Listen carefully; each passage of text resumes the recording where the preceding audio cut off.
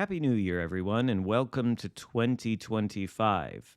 I think it'd be a good idea to kick the year off with a bang, so I've got a really good highlight for you from my most recent stream.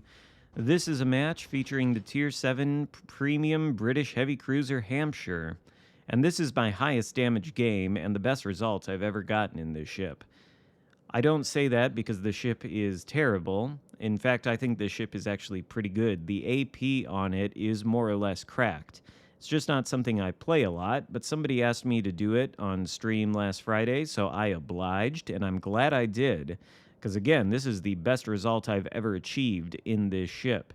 However, it wouldn't have been possible without the sponsors of today's video. That's right, we have a new sponsor. It's the newly formed Xarkun School of Kiting. One of the co-founders, of course, is Metajerk, who provided the grant to make the introduction of this new university possible in the digital seas of World of Warships Legends. The enrollment in this university is non-existent, but if you want to get some lessons from it, then this will be lesson 1 here, because we're going to have to employ the tactics of the Xarkun School of Kiting in order to win this battle. It's not evident yet, but it will be soon. We spawn here on the Alpha flank. We're coming around the corner here. One thing to note is that on this map and many others, if you are playing a cruiser, and I see this all the time, perhaps this would be a good thing to commit to as a New Year's resolution if you are a cruiser player. But what I see all the time is cruisers spawning on a flank and then going for the center of the map or otherwise abandoning the flank. That makes absolutely no sense. There's some really good advantages on this flank in particular for a cruiser. Note that we've got, 1, 2, 3, 4, 5 enemy ships out here right in front of us. Only about 3 of them are actually spotted. 2 battleships in that Amalfi who is trying to get around the corner. But there's another cruiser out there in the distance. There's Kutuzov behind that smoke screen.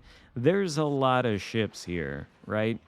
So one of the benefits of being on a flank like this is we've got these islands to the right of the screen, and we've got all of the enemy ships that could possibly shoot at us in one direction, right here, directly behind us, I guess you could say, since we've got our bows pointed toward sort of the spawn area.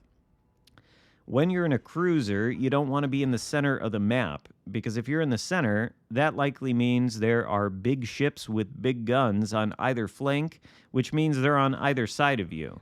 And, well, you don't have armor in a cruiser, so if you're going to be in the center, you're going to be spotted. That means you're probably going to be crossfired. And if you're crossfired, it means enemy ships are shooting at you from 2 different directions, so you cannot effectively angle against them, and so you will take an early trip back to port. Much better to push out to a flank, because then the enemy is only facing you from one direction. You've got one direction to angle against, and you're able to keep yourself safe. Also, it helps if you're kiting. Take a look at the mostly dead cruiser in front of us. I don't know what it is, but he's got about 2,000 HP left or something like that. He didn't even push in all that far. He just had his nose pointed at the enemy for a brief moment.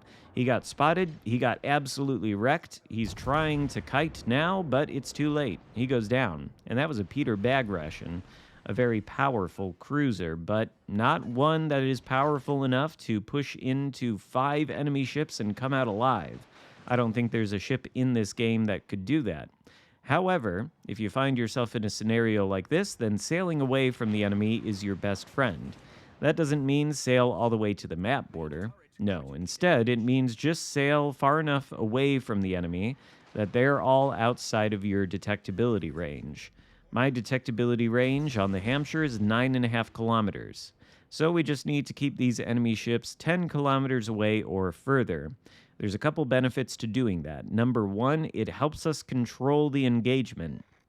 Our concealment is 9.5 kilometers, which means an enemy ship has to be within 9.5 kilometers of us to see us, unless we shoot our main battery guns, in which case our concealment blooms out to the maximum range of our guns, which is probably something like 17 kilometers or so. I don't know exactly what the value is, but after the detectability blooms out, Then it takes about 20 seconds to go back to normal, so long as you're not firing your guns. And so, staying outside of your detectability range and kiting means you have more control over the engagement. You essentially decide when you want to be spotted, and that allows you to do things like turn the ship around, get a different angle, reposition a little bit, and it keeps you alive. This is something that you can do in both cruisers and battleships, but it's perhaps more applicable to cruisers since they cannot tank as much as battleships can. And also, when you're sailing away, you are more difficult to hit for the enemy team that's shooting at you. Conversely, if they're pushing into you as they're sailing away, they are more easy for you to hit, either with your main battery guns or with your torpedoes. Of course, if they stop dead in the water like that Tirpitz, maybe the torpedoes don't matter so much. However, the guns here have been doing the lion's share of the work. We're up to 86,000 damage done. We've got one torpedo hit, so that's there in the mix a little bit. But the lion's share is coming from the guns, as it should be, on something with guns as good as the Hampshire.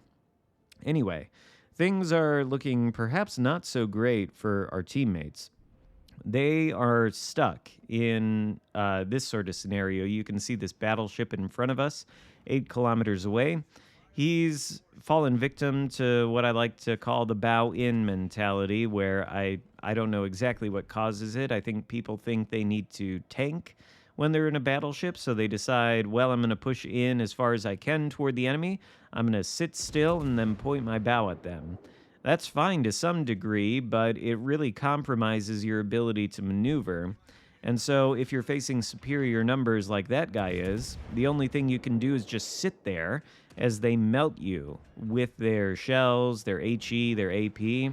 You're also a vulnerable target to torpedoes because your ability to change direction is severely limited, and so you're likely going to perish after not too long, just like that North Carolina did.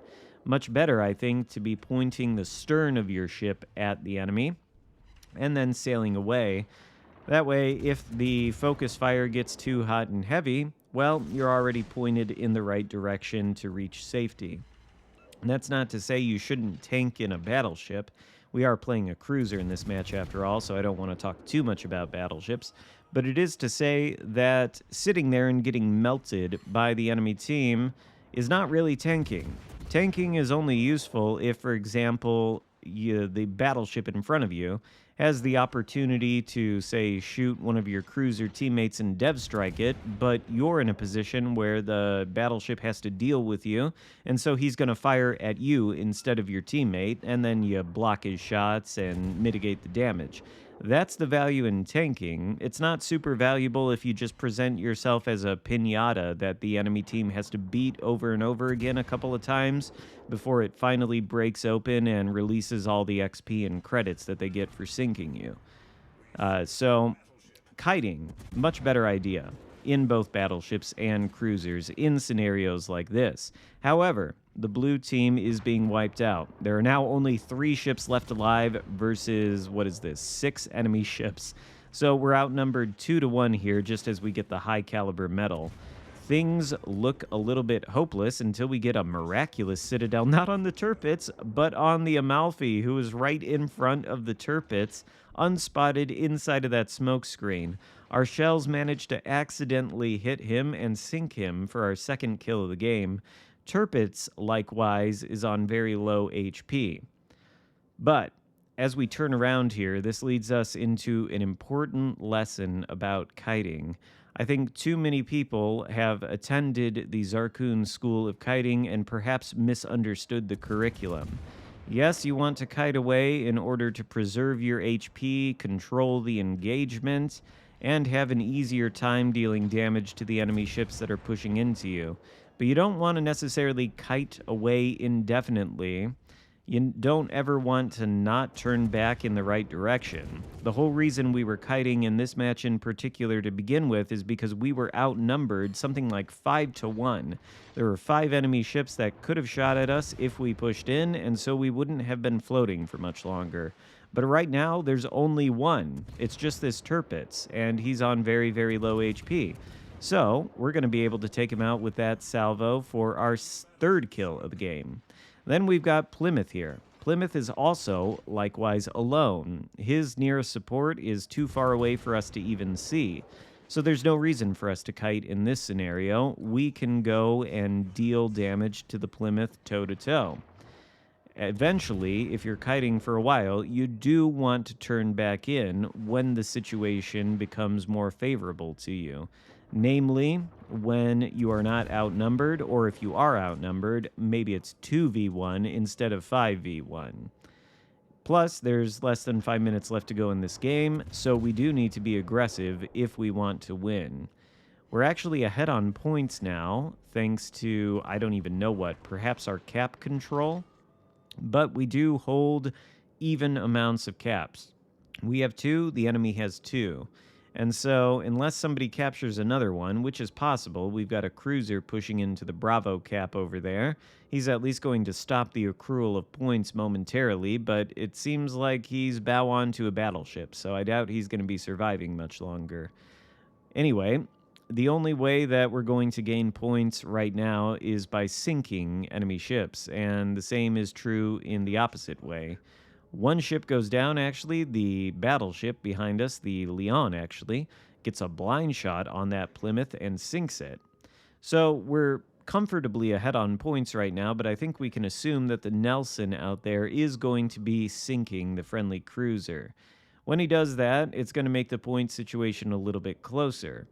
And there's still enough time left in this game that bad things could happen. So I decided, since that cruiser is doomed, he goes down now, what we ought to do is get into the alpha cap. We're 693 to 613, so we are ahead on points, and I don't think the enemy team can actually reach any of the caps in the amount of time we have left and flip it. They're just too far away from the Charlie cap, and they would have to go too out of position to take it while we're sailing in. So this cap is sort of like an insurance policy on the outcome of this battle. I'm not super worried because that Leon is on basically full HP.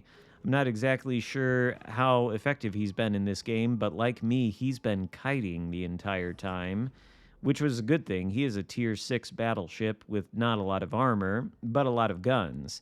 And kiting probably was in his best interest in the opening scenario of this game. We get lucky here with positioning as Kutuzov is pushing into the center of the map and giving broadside to our location. That broadside is all we need to take him down to almost no HP, and he thinks he's slightly angled toward us, trying to farm us down with his HE, but he's not angled enough. The Hampshire does have those improved AP pen angles, and so Kutuzov goes down for our 4th kill of the game. 156,000 damage done, leaving only the Nelson left alive. And at this point, the game is wrapped up. We've already won. We're 800 points to 615, less than 2 minutes left to go. Once we secure this cap, there is absolutely no way for this Nelson to win unless he sinks both me and the Leon. Leon is on such full HP that I think it's almost impossible for the Nelson to sink him unless the Leon presents himself on a silver platter. Unlikely, given the way the Leon has been playing so defensively throughout this entire game. I doubt he's going to just present his broadside to the Nelson on a silver platter, but all of my instincts say to just turn around and take the win. However, I was playing this game live on stream. I've got 4 kills, 156,000 damage done, and there's the Nelson right there. So the chat was sort of egging me on to get the Kraken. This is greedy. You might not want to do this at all times. This could easily result in the throw of a game if you're going to make a move like this when you've got the victory secured in the final minutes, and the only way the enemy team can win is by sinking the rest of your team. I don't think, though, that Nelson can sink both me and Leon in this last 60 seconds. And if he sinks me, it doesn't change the outcome of the battle. Leon will still be alive, so we will still win. And thus, it's not all that much of a greedy risk to go for this Kraken. Nelson nearly takes us out with his HE. It's potent stuff. He doesn't even need the AP to do it. But he doesn't take us out, so we get the Confederate medal, and there you can see the effectiveness of the Hampshire's AP versus a broadside battleship. Of course, the Nelson is not exactly the most heavily armored battleship when it comes to citadel protection. There's a citadel against the Nelson, and there's many more where that came from, although I don't think we need them because there are the torpedoes coming in for the kill as the Nelson sinks us. But we do win the battle with a Kraken unleashed, and I think 221,000 damage in the Hampshire. A cruiser that only shoots AP. It's a good cruiser, though. I highly recommend it. I think it's still available in the store, although it might only be available for doubloons and not global XP. If it's a freemium global XP ship, definitely think about getting it. Doubloons, you could take it or leave it, I suppose, but 4,100 base XP. I'd say that's starting off the new year with a bang. Hope you enjoyed the video. If so, give it a thumbs up. Consider subscribing if you haven't already, and I'll see you next time. Goodbye.